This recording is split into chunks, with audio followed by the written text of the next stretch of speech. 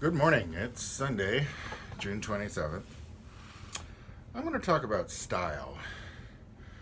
This has come up for me recently, in part because when I was a student, one of the ideals they got taught to us was the idea that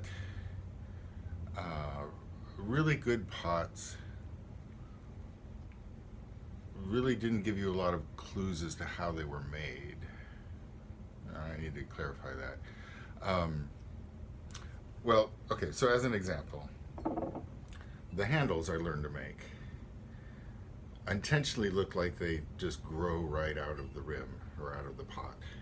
Okay, there's no ceremony here or anything like that.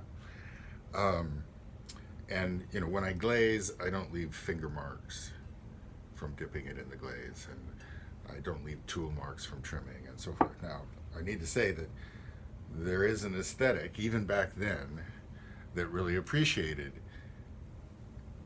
this sense of being able to see where the potter had touched the clay. It was a minority, and it was sort of based on folk Korean and folk Japanese models. And it was, shall we say, less American. Okay, so I don't know if it's a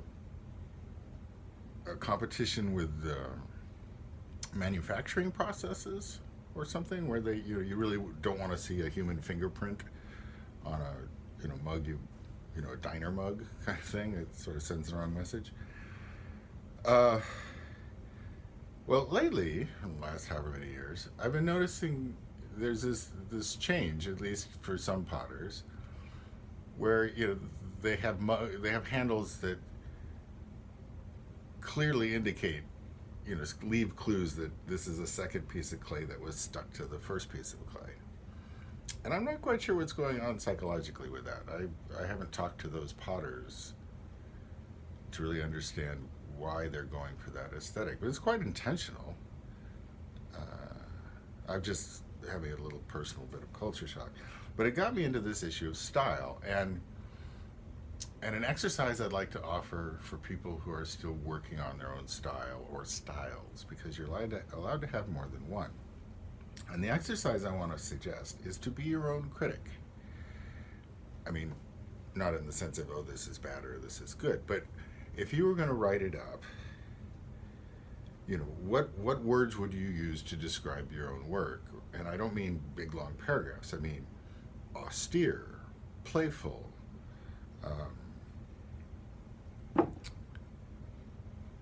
culturally aware, humorous,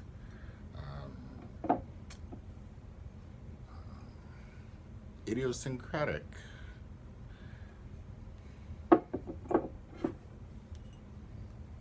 dramatic. Anyway, that sort of thing. And, your work can be simple. This is just two glazes. And I don't mean any of this in the sense of critic as in criticism, as in getting down on anything. Do you like the idea of your work being playful? Well, that influences what you do in making it and decorating it and so forth. Obviously, you get into meticulous as a virtue and perhaps sloppy is not a virtue. Maybe sloppy is replaced by casual. It doesn't have to be a big exercise, but I think it's worth doing consciously to look at something, particularly if it's something unusual, and you say, well, this is unusually playful for me, or whatever. And I don't want to suggest that you have to be all one thing. I think it's just worth understanding what you're doing. And if you prefer your work to be simple, well, that's okay. You say, I make simple pots. Very good. Have a good day.